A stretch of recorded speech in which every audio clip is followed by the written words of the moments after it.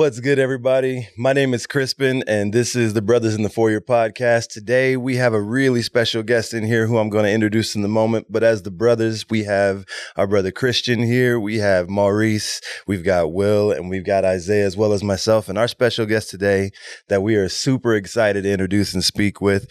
You may know him as Elder TikTok, but I just learned his name is Tautai. So we're going to welcome Tautai, aka Elder TikTok, to the podcast. Thank you so much for joining us here. Hey, I appreciate y'all for having me on, man. I've been looking forward to this collab since day one, bro. I'm an OG of the Brothers in the Foyer. Okay, we'll take that. Yes. Now, I'm an OG, bro. So I'm really honored to be here for real. Absolutely. Well, thank you so much for stopping in, and we're really excited to speak with you. And as always, before we get started, we want everybody to like, subscribe, follow, share, and just keep rocking with us with the podcast. So that's what I've got so far. Solid. So far. You could tell you've been on tour, bro. For real. Kind of like Barry White over here. Oh my God. Voice is used. All I wish for is have an epic voice like Crispin. That's For real. Man, That was soothing, bro. Can you read my obituary? Anytime. You'd be surprised how many people I've had come up to me and say, "Hey, would you sing at our funeral?" And I'm like, your funeral? Like, yeah, I would love for you to sing that version of whatever song I was singing at our funeral. And I'm just like, you're like 45. Anyway, sorry. It's been weird. Weird couple weeks. I love it, with requests and stuff, but it's been good. I want you to see mine too, man. Oh, there you go. All right. Just go ahead and just line these up. Just be ready. Forward thinking. There you go. Absolutely. I like that. I want to see it like the movie Friday, the upper womb. Oh, there you go. Yes. All right. So first and foremost, Tautai, we want to know, how did you get started doing what it is that you do? Like, how did that come off? Yeah, man. That's a great question, man. I was just a young kid. I love being in front of the camera. My ultimate dream is to be an actor for real. But growing up, I didn't really have the resources and anything like that. So anytime I was in front of a camera, I love to entertain. You know what I'm saying? Mm-hmm. And what started off as a joke turned into a movement. There you go. It started turning into something real. Yeah. It started turning into something that people related to and liked. Mind you, this was when TikTok first started. You know what I'm saying? This was pre-COVID, before my mission. And I was doing it as a joke. I wasn't taking anything too seriously until I saw the benefits and until I saw the outcomes of seeing a Mormon kid doing what he's doing and it actually resonating with people. Yeah. That's how I knew there was something special, not just with, being myself, but in the digital atmosphere. You know what I'm saying? I knew there was something special happening there. That's what's up. Wow. Can you talk a little bit more about that? Like, what was it that had that shock value, I guess, that you put out there being raised LDS when you first started doing your content, that you were like, oh, this is people gravitating toward this? What was 100%. It that was like kind of like your first? What I was feeling and what I was seeing was comments, outreach, people like using their own free agency and free will to let me know that they appreciate what I did. I was like, what are you talking about? I'm dancing in front of the temple and that helped you? Right. What are you talking about right now? What are we doing? And I was like, really? And that's like when people were like starting to personally tell me via comments or slightly approach me like, are you the kid that did that? Or did you do that? Like, I had kids coming up to me at the MTC. I saw your stuff and that helped me want to serve a mission. I'm like, don't play. And they're like, no, for real. That's how I knew there was some power with it. You know what I mean? Yeah. It was personal experiences like that or personal messages. Like the girl who told me, hey, I haven't been to Young Women's in a year, but I saw your meme or your funny clip that you did. And I actually went for the first time this week. I'm like, stop it. I was like, there's no way that my video, it was a corny video, bro. I'm not gonna lie to you. It was so corny. But the fact that she really, it reminded her like, nah, church was fun. I remember going to that. There is something fun about it. And for me, for her to do that because of me, and really not because of me, but because of the Spirit, like that's kind of a little bit to answer your question, the interactions that I was able to kind of experience. Gotcha. Wow, that's great. Yeah. Wow. Like when I was first starting off, obviously. Yeah. And now we here 7 years later and just from the bottom. Now we here. Hey, Drake the GOAT, first of all. Let me just get that out of the way. I don't know if I'm in a hostile environment right now, but Drake is the GOAT. He brought it up. I wasn't going to bring it up, but he did say stuff from the bottom. Now we here. We can get into it later. Anyways, next question. My bad. Here we go. No, it's really funny that you say that because our start is like the opposite. So like we got together because there's some mutual friends that we know, and that's kind of how we all met each other, right?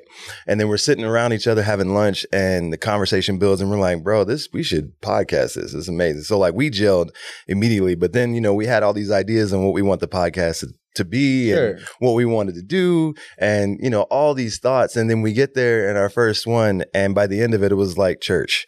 And we were like, are we ever going to talk about anything other than the gospel?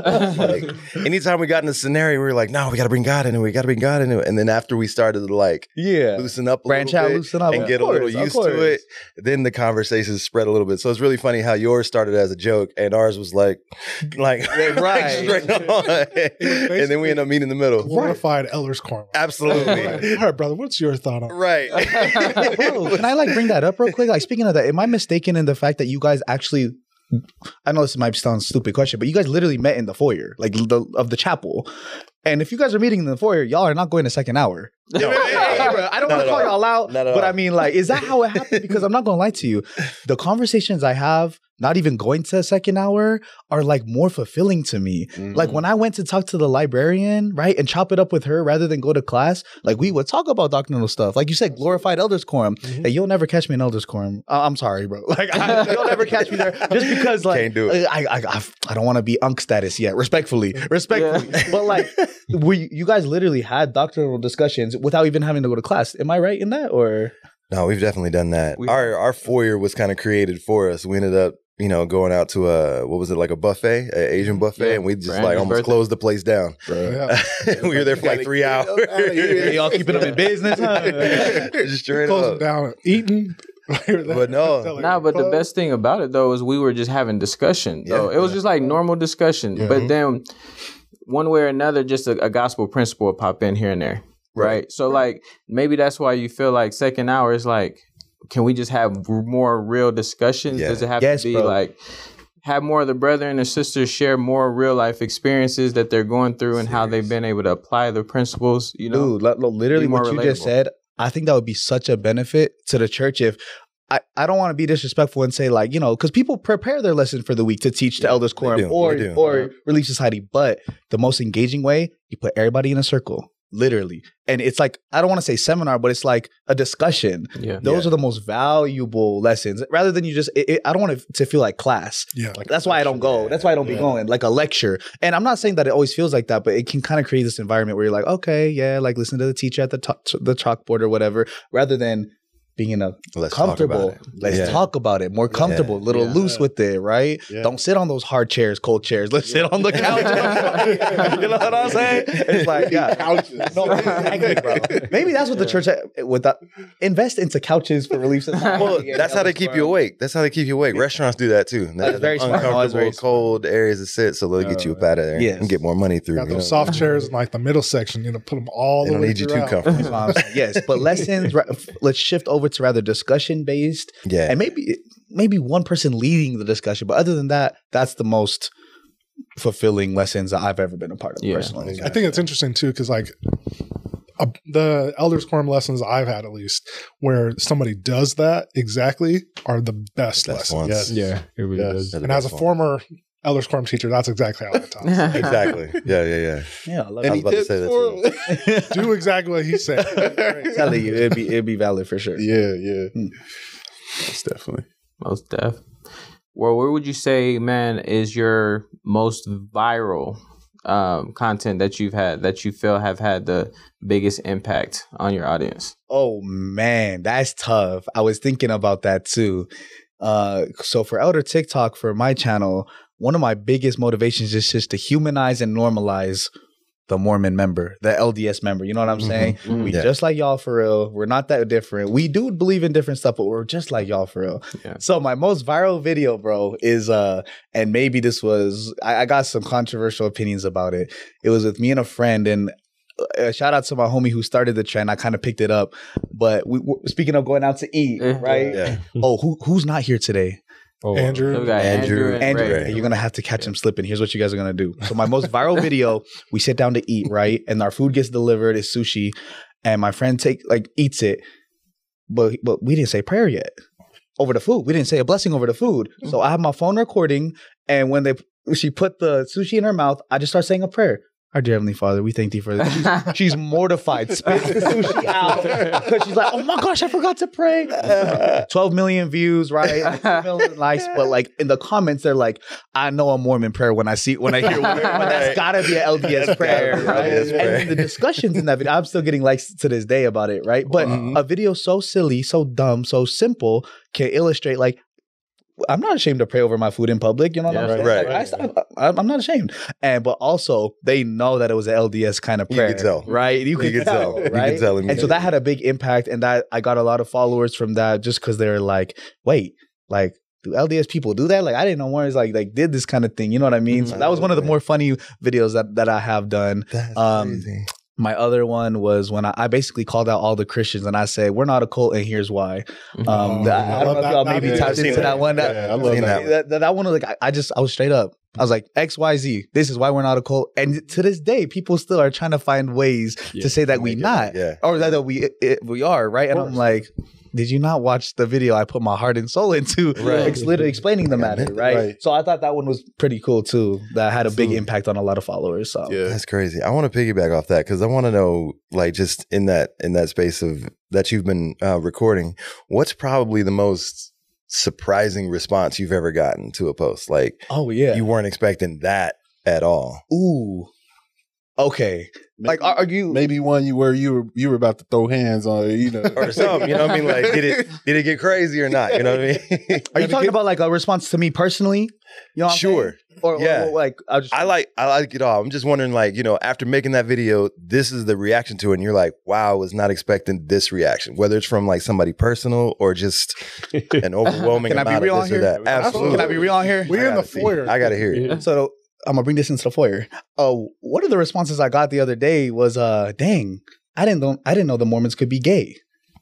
Referring to me. So like, look, bro, look. Wow. I'm straight. I promise, bro. Hey, shout out to my peoples, everybody. But like, I guess sometimes my content can come off as, I don't know, corny, cringy, fruity, zesty, all that stuff. So they're like, dang, I didn't know Mormons could be fruity or gay. I was like, is they what? I'm the only one in this clip though. Guess what? Somebody called me the other day, straight up. They called me the modern day Korah whore. What? Modern day Korah whore. That was one of the responses. Of like, isn't that kind of great?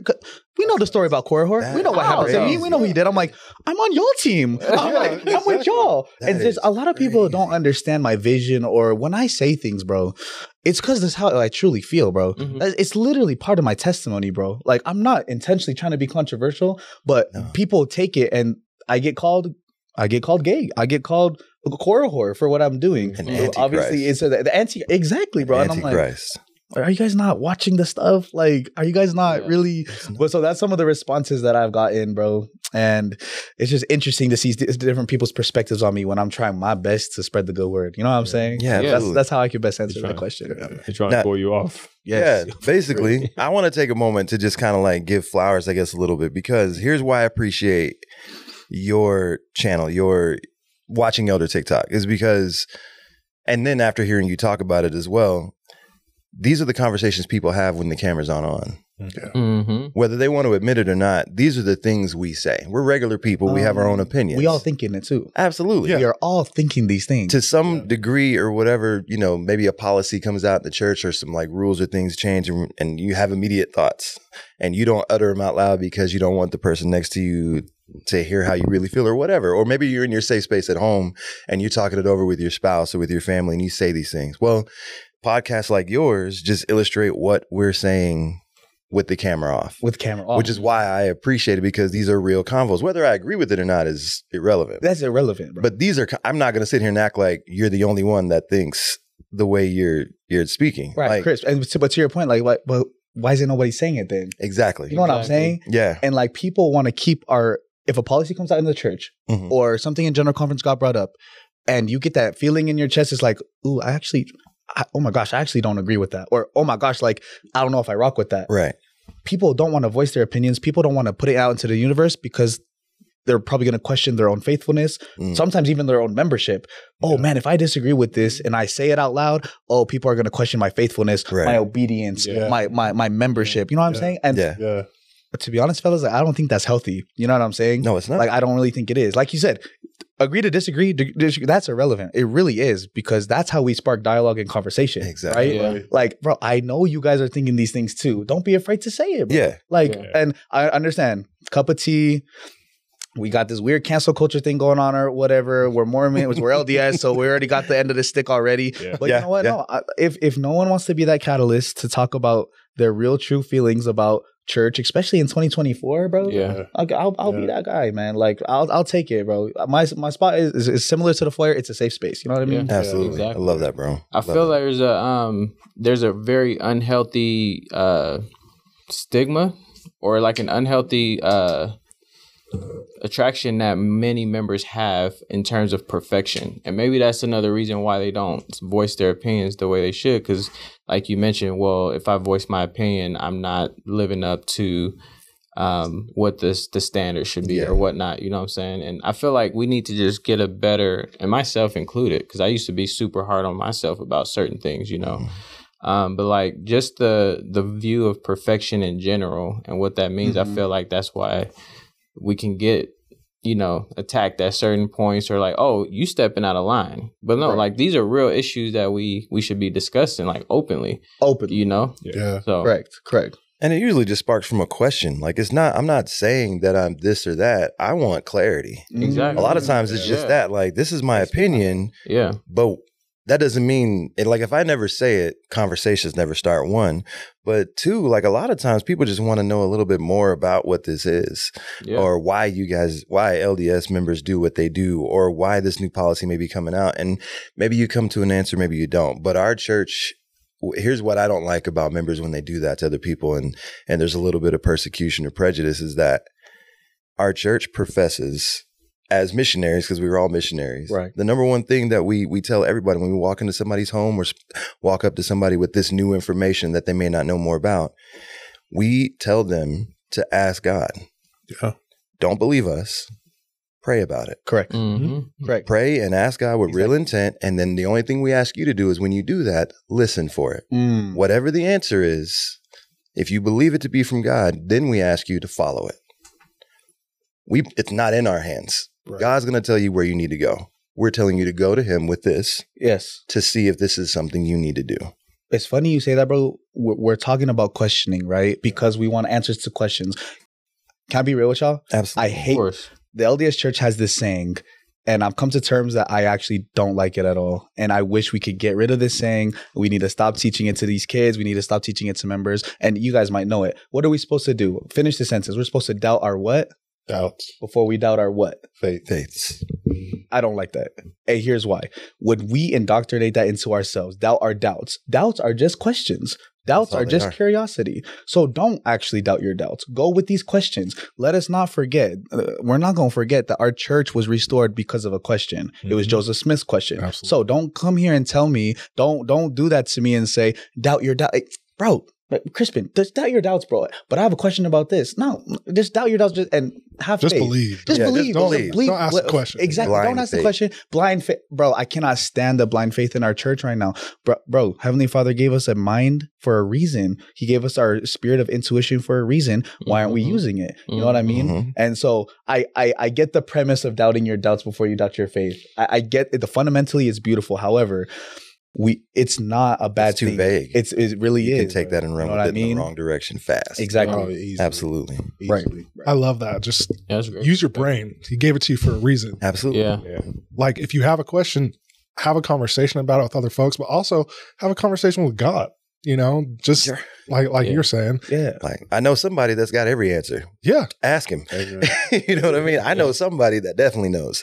I'm going to go to him with it. Right. No, I love that. Bro, Alma 32. It's perfect. Like, the whole chapter on faith, arouse your, like, that whole chapter is telling you, get out and work and do something about your faith. Like, believe what you believe in, work towards it, find out your answers. Like, the whole blind faith should, I'll just leave it at that. I think it's interesting because I feel like people, especially now, are lazy. You know, they just want to be told what to believe. They want they don't necessarily exactly. They're not proactive with it, right? Exactly. Oh, I believe it. Why? Oh, because teacher told me, parents told me. That's convenient. Yeah. It's easier for me to just believe somebody that I trust. You know what I mean? Which is a good starter. But like, I love what you're saying. Yeah, I mean, like we can rely on our mother's faith, right?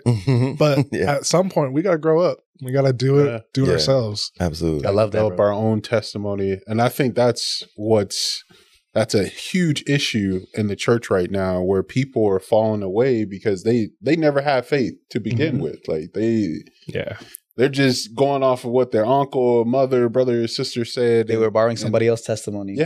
Borrowing somebody else's testimony. That's why it wasn't as strong, because it wasn't their own. So I like that.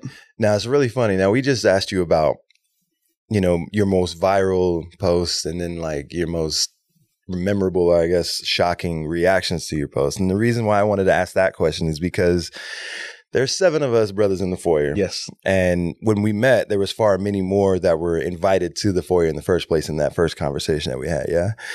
And out of everybody that we've met and every conversation that we've had, everybody's got their own, you know, surprising stories and things. And the reason why I bring this up is because we got one brother in the foyer who's here today. He always has a story of something that happened to him that blows the doors off of every one of us when we hear it. Okay. And I want to put him on the spot and ask him a question as well, because there's always a good one. We already know who it is. Half of us already pointed to him. It's Christian. It's you? Yes. Okay. He always hits the chat with some random thing, and we're like, what happened? And he's like, yeah, man. So he's always got one too. So I wanted to put him on the spot real quick, because not just in this journey of Brothers in the Foyer, but just in our own lives and how we've tried to be our own lights in the gospel, so to speak. We've had our own run-ins, whether it be with culture in Utah or through gospel culture as well. Yes. And you sharing that, especially being called an antichrist, Korihor, is crazy. That's crazy. That's wild. But Call me whatever you want. Call me whitewashed, bro. I'm Polynesian, Mexican, bro. Call me fake Polynesian. Call me zesty if you want, bro. Call me short king, bro. Short king. But the Antichrist is crazy. That's I mean, like, bro, come on now. It's like digging in there. So I wanted Layman and live you. right. Like, give me a little credit. I take Laban over that. I ain't spent no time on the side of rice. Like no, I was younger even, bro. That's crazy, bro. Whatever, bro. But nah, I wanted to put this question to Christian as well, because I know he's had some stories and some experiences as well. So I put the same question to you. What's the most crazy reaction or thing that you've had in regards to, I guess, just not just, like I said, culture in Utah, but then, you know, being a returned missionary, you know, being married and sealed, and as people get to know this about you, what's something crazy that you've had happen to you in response to those things? Give me a story. Where begin, man. There we go. No, seriously. Get the popcorn out. I can hate you over here. No, it could be wherever. I just know there's some crazy ones, and it could be one that we've heard. But I just need you to share, because it's really interesting, some of the things that we go through. When we're you know, just walking around being the real people that we are, trying to serve God as best we can, and then here comes in our own ways the oppression that we didn't ask for, and didn't know we were inviting. So, I mean, for me, you know, everybody knows, like, you know, if you're Haitian, you know, like, you hear voodoo and all this stuff, you know, absolutely. Like, so I'm gonna say this, like, back home, I've never really lose faith, you know, because when you really scared in the dark, you can't be like, there is no God. You know, you be looking for it. The only thing you gotta say is like, help me, Jesus. Yeah. You know? So, like, please help me, you know. So I can't remember a lot of stories, but on the spot, but there's one, you know, I was always known as like the coward back home, you know, like like when something's happening, you know, I go in there and I take a peek and I win, because I don't want to know what's going to happen next. I don't know why. I just always get scared to actually see what's happening, because you hear stories about lugaroos and all this stuff, you know? So there's one story I remember when I was, my parents were not going to be home, and my friend lived across the street, you know, and their house is made of cement, but they have like a metal sheet like on top, so they don't really have a roof, you know. So like you know, it's like a metal sheet on the top. So I remember we were sitting there, and it was about like almost close to midnight, you know, and something landed on the roof, you know. You know? I don't know what something. I can't explain it, but it was just the way it landed.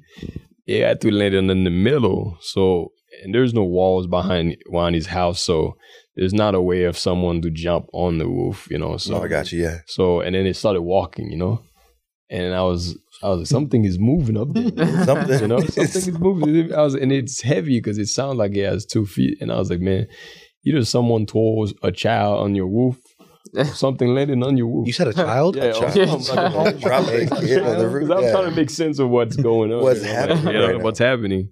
And then it's when his dad just stormed out of his room and grabbed a handful of salt, you know, and just threw it on the roof. You know, and I'm not joking with you. I saw something fly, but I was like, I'm never coming to your house ever again, bro.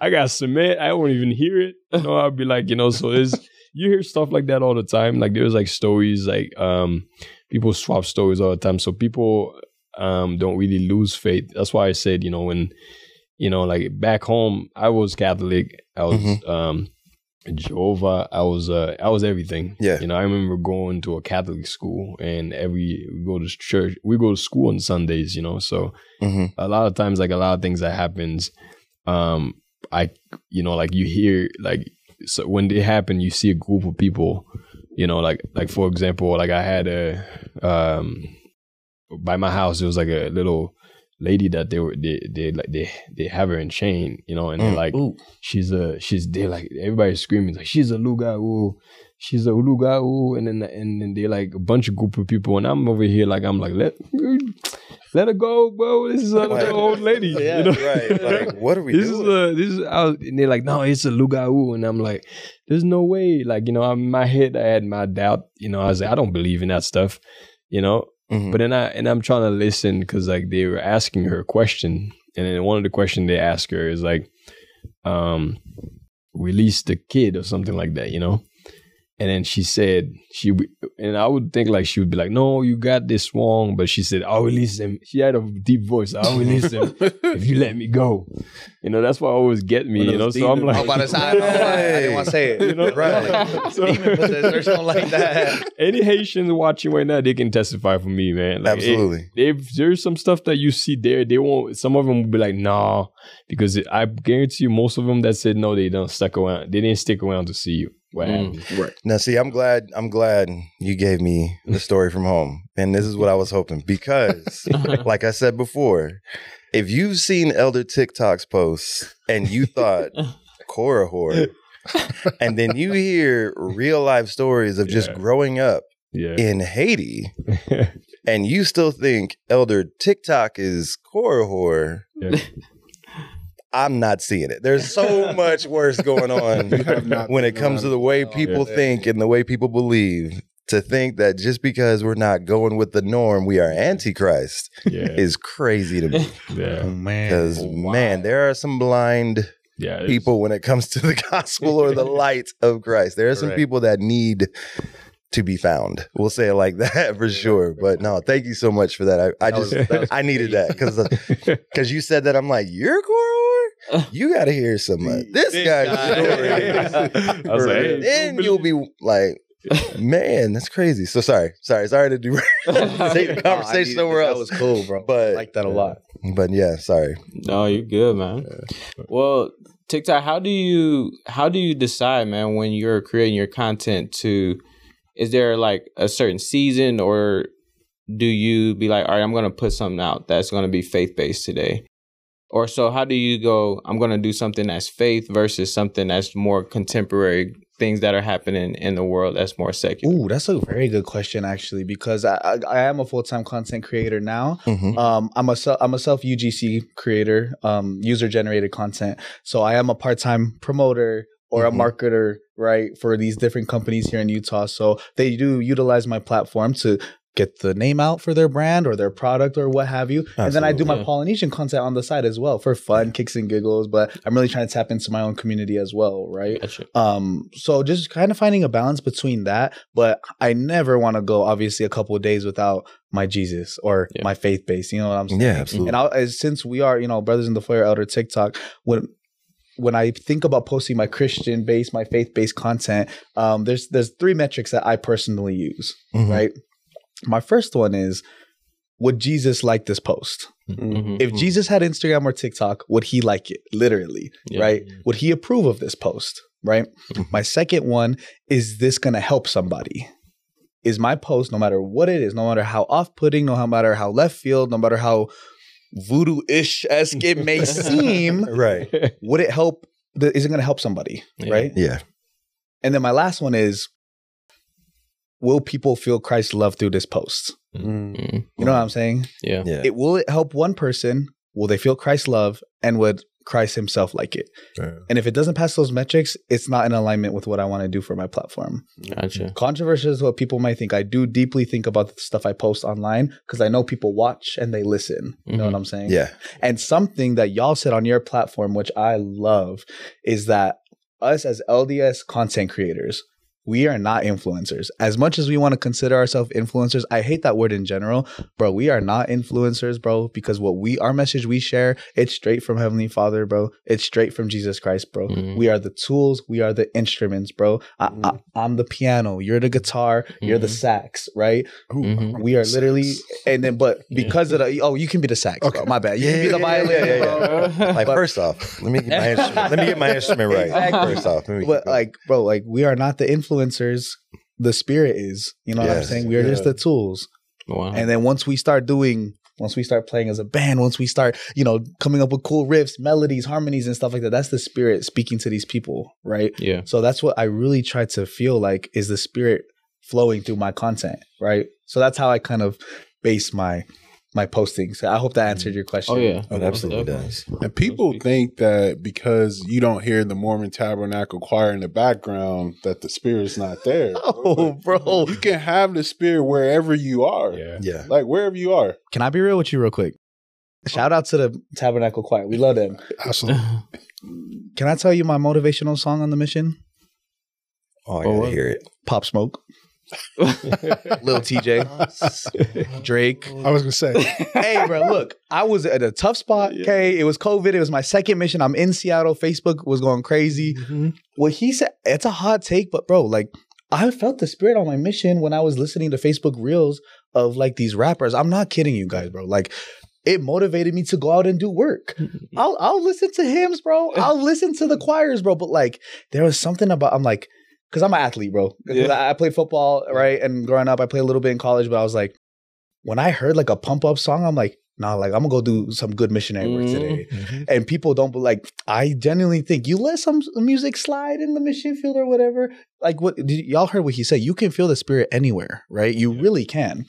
When we say stand ye in holy places, that doesn't mean just physically. That means spiritually, mentally. Stand ye in holy places, right? Look, everywhere Jesus went, bro, like he went with the sinners, bro. You're telling me he didn't feel the Spirit when he was there? Why can't I do the same thing? You know what I mean? Right. I could be anywhere, and I truly do agree with you. I can feel the Spirit whenever, wherever. 100. I love that, bro. Yeah, Love definitely. Yeah.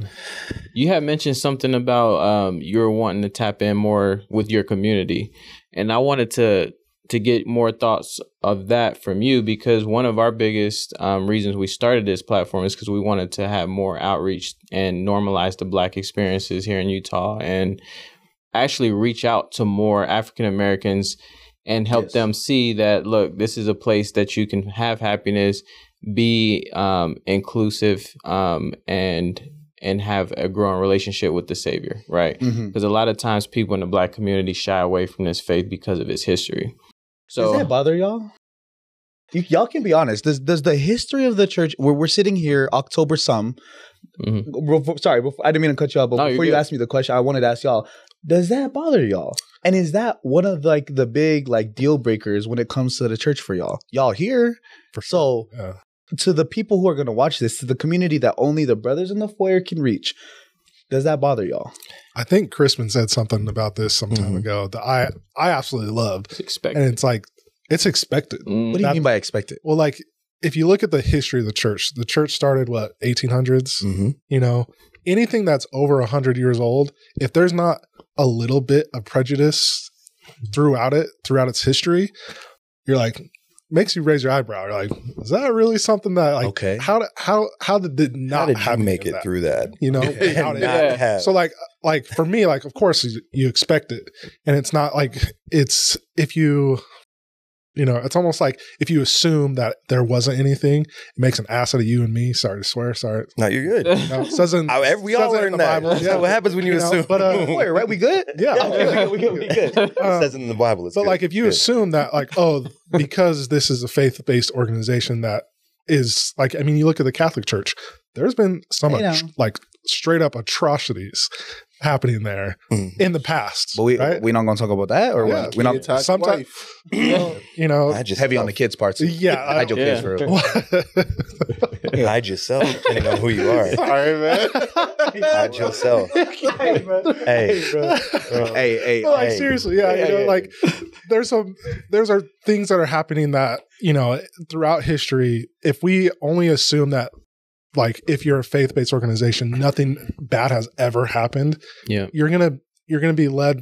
You're gonna find some answers that really surprise you. Absolutely. Right. You know, That's just So, not like, realistic. yeah, it's not realistic at You know, all. especially the racial climate at the time, like the church was restored. Mhm. I mean, yeah, At the height of the Civil War. yeah. Yeah. Well, I mean, Yeah. right before it. But yeah. So why do people to this day still hang that over our heads, or y'all too? Is like, but they did. The problem is they did it though. Like it happened. We're not neglecting that it didn't happen. That's not the problem. The problem is like moving on from it. Why do you think people still linger in that? I think part of it is why it took so long. Like, Yeah. so I've been in the church. My mom got baptized when I was like 3 or 4. So I've been going to the LDS church since Sunbeams primary, like the earliest that you can go. But so like growing up in the church, you learn about what the church is and the truth that it teaches and you know, God's plan for everybody. Sure. Get a little older and then I start to learn more about church history. And as I learn more about church history, finding out the more nuances into how that happened is what then called my faith into question. Because it wasn't that these people were doing it. And like I said before, it's, to me, I'm a logical thinker. The church was restored in 1830. There were folks that were still enslaved when the church was built. So for me, if just knowing that on the face alone, and people were to say, well, black people couldn't join the church. I'm like, it was made in 1830 in New York by a white dude. Yeah. Duh. Like, that's not weird to me. That's not a deal breaker to me knowing that. But as I got a little older, my questions from it became, knowing what I know about the church and having the testimony that I have about its gospel, my question went to God as to how it was allowed. Like, why would you let this happen? Do you think that's where the mistake was made? Absolutely. 100%. Can we say that? 100%. That was I think my we Not should shy be able away to from say it. that. No, Yeah. bro, like That's was my I've said this mistake. from day one. Like, and what sucks is that you will have members who will justify it. Absolutely. And that's when it hurts. And you talk about the growth, right? Yeah. You talk about like the history. It's like, I can sit here comfortable saying we messed up. Yeah. We 100% messed up on that. Yeah. And automatically people say, Kachi, you messed up. Your church is false. I'm like, what are you talking about right now? Right. Show me a church that hasn't messed up in something, in one shape or another, bro. Right. Sorry, Zach. What was your original? No, you're right, bro. No, I you're great. never thought about This community is why we. I think it's interesting, what you said. Like, if you think about a church in general, it's a group of people. It's just right? people. Yeah. And if you have that opinion where like, oh, they're completely unsavable because this thing happened, you are completely denying the atonement of Jesus Christ to that group of people. And we know that Jesus Christ's atonement covers everyone, no matter who they are. Yeah. You know? I was going to say, if you study the Bible and even the Book of Mormon, you see the wrestle with the natural man from the prophets. You know, you see Moses, Abraham, Isaac, you know, all of them. Like, it even got to a point where, you know, a few of them were like, why me? Why you call me? You know, it's like, bro, why you Job? questioning God, bro? Job? Yeah, Like Job? had real conversations with God. What are we doing? I thought I was faithful. What is happening to me? My dude Joe. Out of everybody ever, it shouldn't have been him, but it was. No, but to answer your question in this question, that was my mistake. Now that I got older and worked through it, I look back at myself and I'm like, how could I have the gall to ask God why he would put us through that? We were already going through slavery as Black people, but we're not the only race to ever go through slavery. Correct. So that's not even new if you just look at the scope of the world. That's something that's been around. So that's not new. And just because it was our trial through this doesn't necessarily mean that any of those people weren't going to be brought out of it. I look at the most famous story of slaves, which is Egypt. And Moses freeing his people who were enslaved.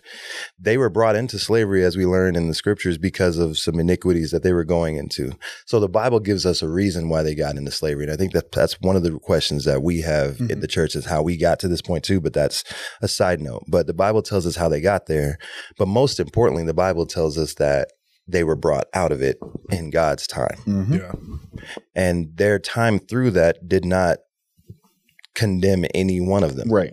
It didn't limit them, as we know now with our restored gospel. It doesn't limit anybody from receiving the fullness of God's promise. 100%. So a few years of some white people saying that Black people couldn't have certain privileges for whatever reason they started it doesn't stop me, now that I have the fullness of the truth, of going to my Father. I'm not looking at President Nelson over here like, hey, President Nelson, give me some answers. No, I'm going to God. I know him. Correct. And if he's saying this is where I need to be, I'm going. Because my end goal isn't to live through a perfect church that has no blemish. My end goal is to make it home. My end goal is to make it home and to help bring as many of my brothers and sisters with me. Through my influence, through following him, through teaching, whatever. So if that's my end goal, I don't care when we get to heaven if we're all pink, if we're all black, yellow, green, orange. I'm standing in front of Jesus and I get to hug him for what he did for me. Big facts. I'm straight. I don't care how I look in the moment. I'm here. I'm home. I love that. So this is temporary, bro. Exactly. Like, I don't care. Living right here, bro. Don't get me wrong. I love being Black. I absolutely love being Black, and I hope my kids grow up with that same love. But I like that. It don't matter in the scale of eternity and living in celestial glory with our Heavenly Father. Correct. You can pay me whatever you want. Just bring me along. I'm straight. I'm good.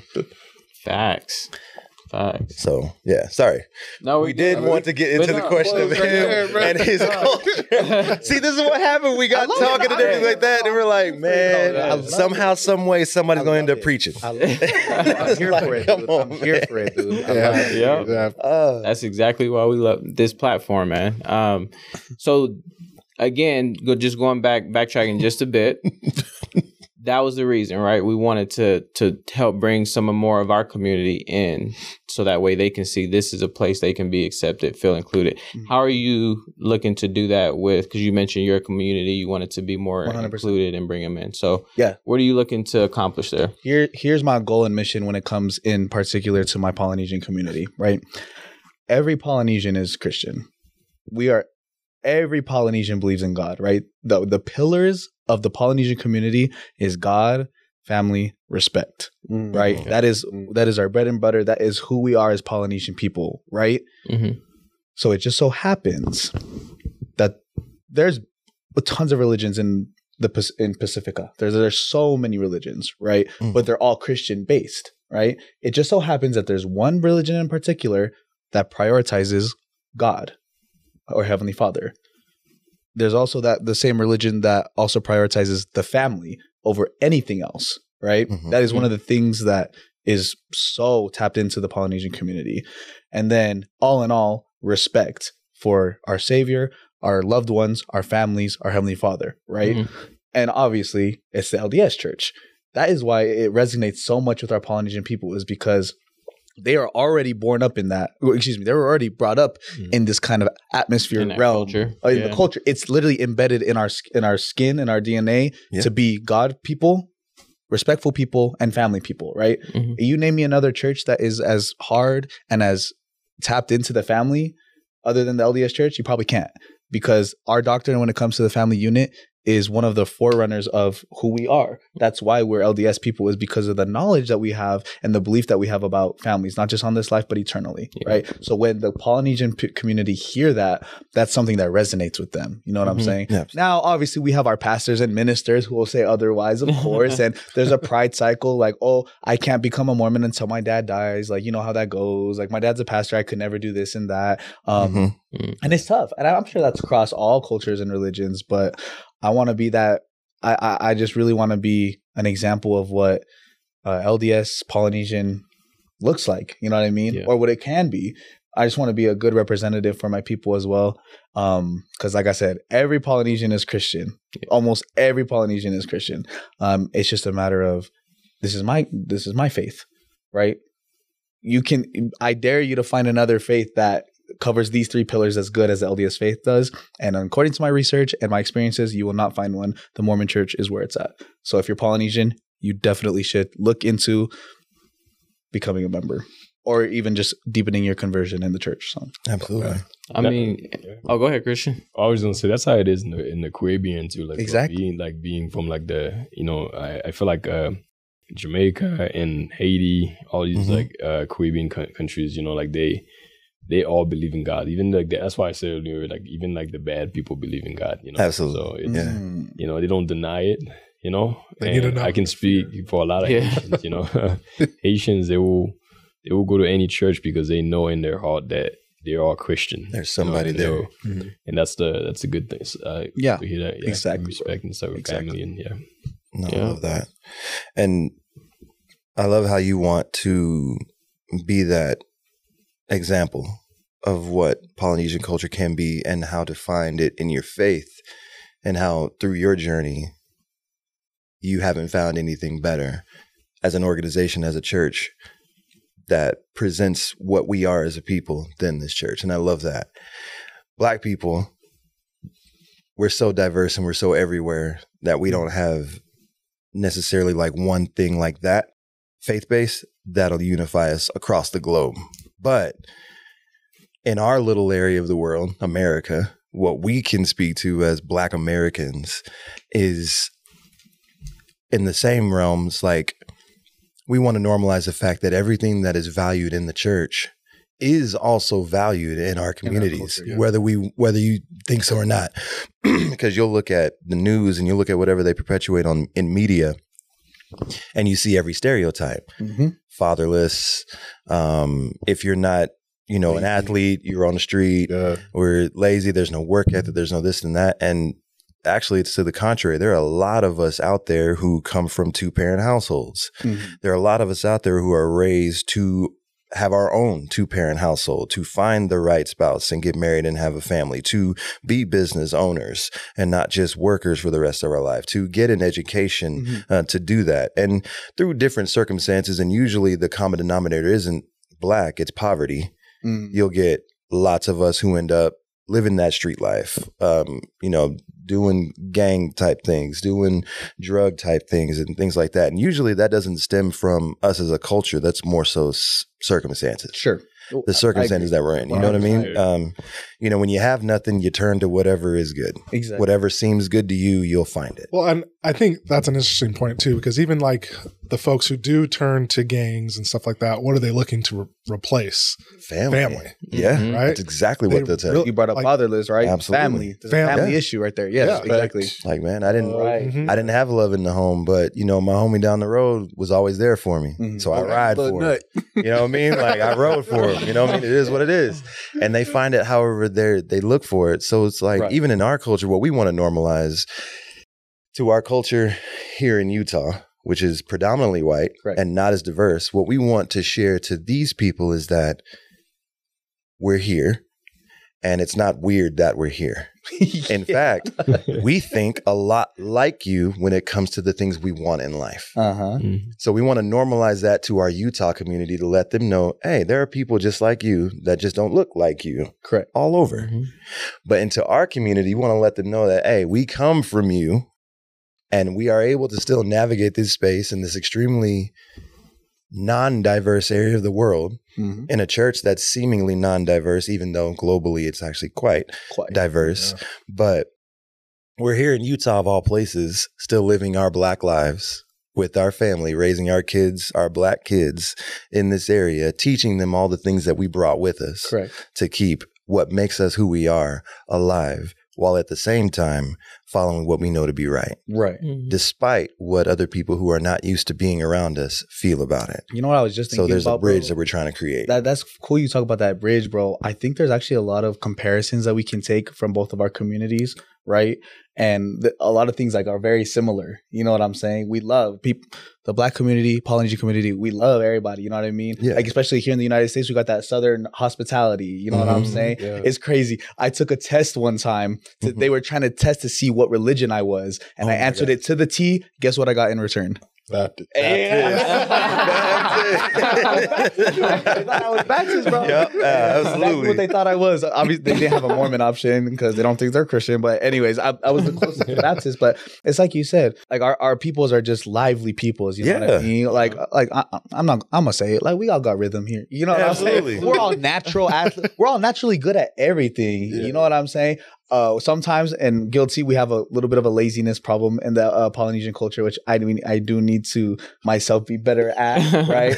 But there is comparisons that we can draw from both of us. Absolutely. Like I said, like we could really be like a true influence. You know what I mean? Yeah. Like in my experience, like obviously the poly community takes a lot of the Black culture and we try to adapt to it. You know what I mean? Because it's very influential. You know what I mean?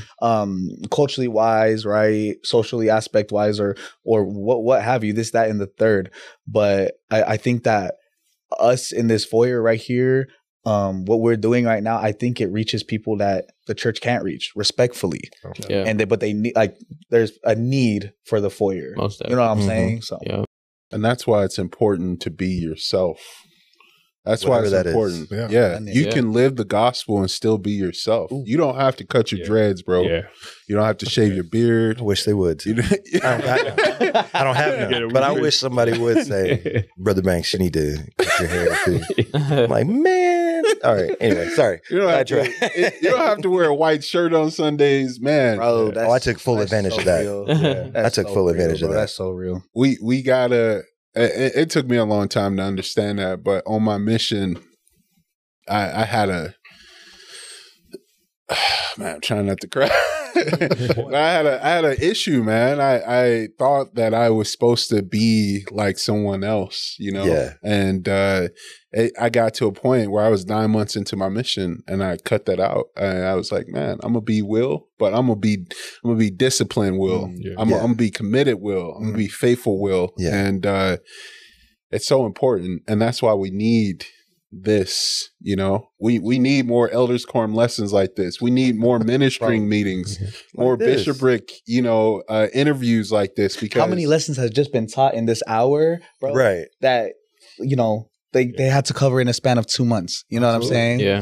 Is Spirit here? Obviously, yes. Yeah. So how come we can't be doing this? I like that. That's dope. No, I love that.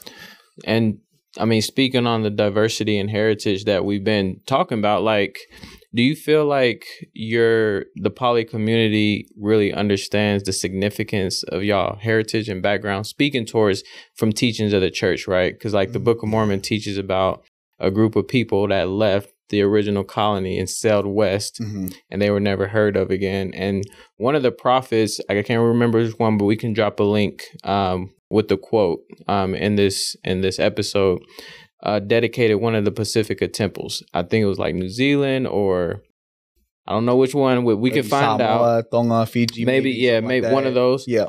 And in the dedicatory prayer, said that the people, the Polynesian people, South Pacific people, were descendants of those people that left the Nephite community. We're talking about Hagar, huh? West. Yeah. We're talking about Hagar. Hagar. Yep. See, I'm tapped in, bro. Come on now, bro. There you go. Yeah, Hagar. Come on now. Yes. What was the question? So basically, do you feel like a lot of the Polynesian community recognizes and sees the special heritage that you guys have because of that connection with the Book of Mormon peoples and being original covenant peoples in that time? Ooh, Hey, I'm glad that you brought that up too. I genuinely think, especially with our older generation, we're tapped in. Obviously, being born here in America, kind of losing, not necessarily losing, but like I said, I'm from Utah. You know what I mean? Yeah. I wasn't born on the rock, but having the heritage being brought down, right? Especially with my grandparents being converts and stuff like that, having this tie to the gospel really puts an emphasis on, oh my gosh, like we were a part of this kind of thing. You know what I'm saying? Yeah. And I think it's important. I think it's important to notice too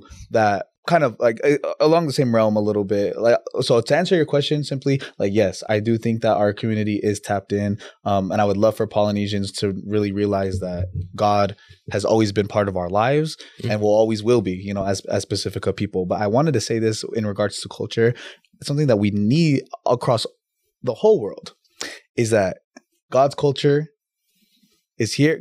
It goes God's culture, then our culture. Does that make sense what I'm trying to say? Yeah. And I know that's going to ruffle some feathers. Heavenly Father's culture is more important than your African American culture, than my part Mexican culture, my Polynesian culture, Hispanic culture. Like, we need to be able to navigate and take the beautiful from our culture, man-made, and maybe leave some of the stuff that doesn't align us closer to Christ. Does that kind of make sense? No, it absolutely does. I think it absolutely does. I mean, even the part that you were talking about where it's like, you know, Polynesian culture values family, values God, values respect. Though, like, I'm sure there's other parts, maybe some more negative parts of every culture. Exactly. But like those three are ones that we align to God. Those stay. You know? Yeah, exactly. Yeah. And so I think that there's like, we obviously have to align ourselves to God and then align ourselves to our personal culture and be true to ourselves. Absolutely. Yeah. Yes. I love that. I feel like I know how you came up with the name. Oh, Elder TikTok? Yeah. Oh, yeah. How did we come up with Elder TikTok? Elaborate on that. No, I'll elaborate real quick. It's a simple story, bro. My first TikTok handle was, do y'all know what TikTok was before it was TikTok? I'll be very surprised if anybody remembers. BitBite? No, that's the parent company. Yeah, that wasn't it. But anyway. It was called Musically.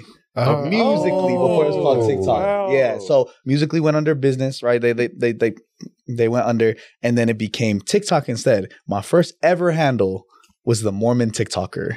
Wow. The Mormon TikToker. I don't think I've ever said that, actually, to be honest. I don't even think I've told this story. But then I was preparing to serve my mission, and I was doing TikTok. So I was like, damn, I'm about to be an elder. And I'm doing these TikTok stuff. I'm like, I'm like, elder, that kind of sound nice, low-key. Okay. That kind of pop out. You know what I mean? Like, that stand out low-key. Elder TikTok. So I changed my username, Elder TikTok. And ever since then, people were like, it just took off. You know what I mean?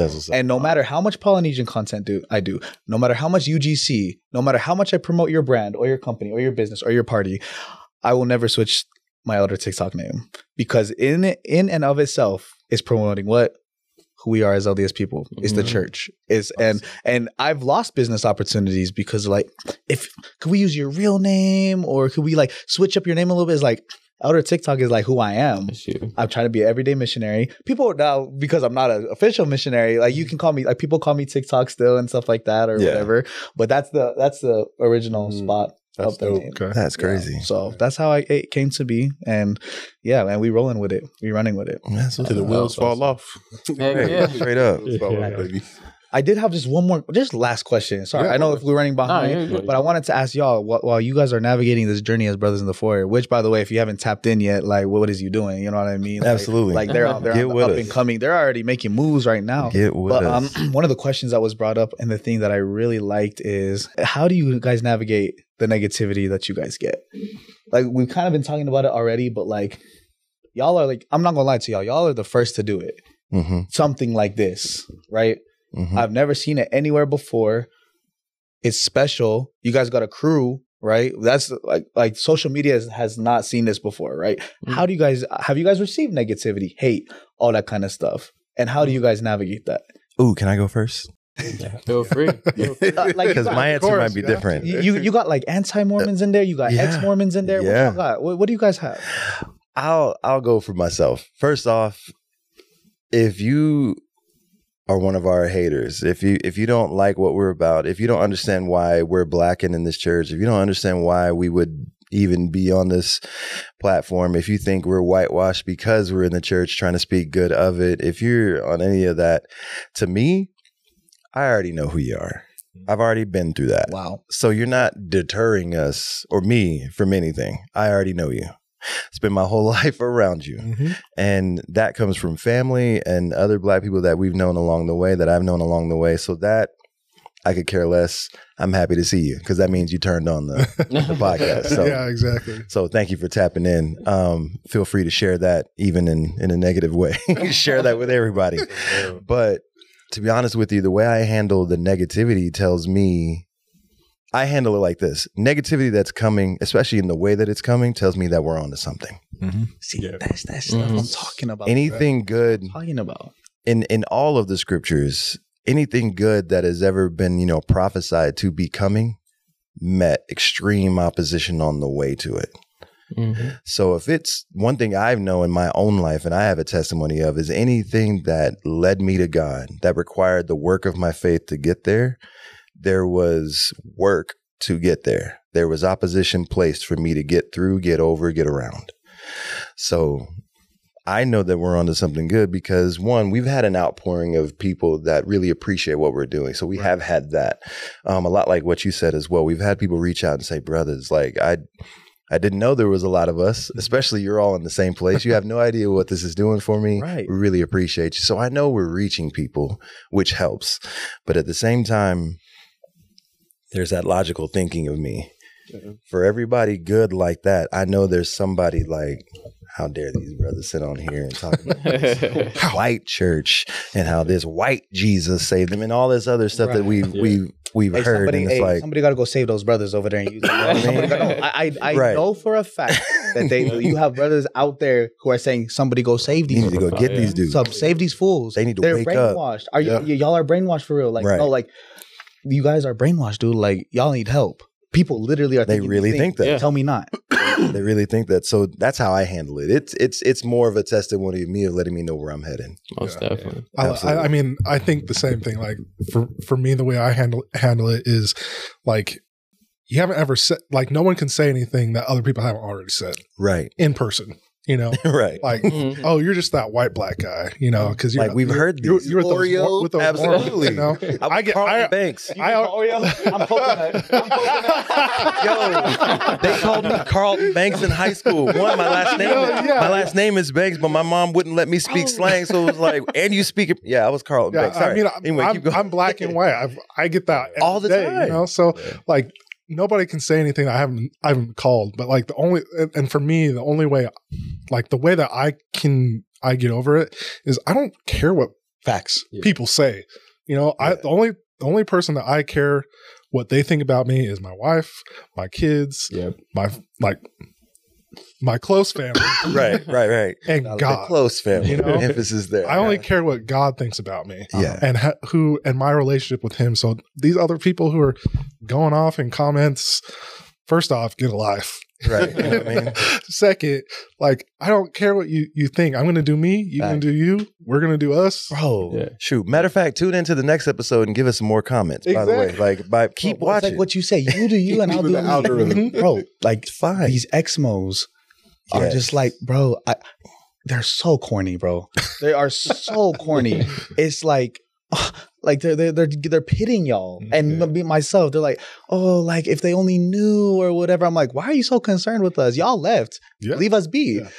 Like, if you think we're brainwashed and cultish, like, shouldn't you be distancing yourself from us? Yeah. If we were this cult that y'all say we are, don't you think why are you so involved? Why? Yeah. Why are you still involved? Why are you still around? Yep.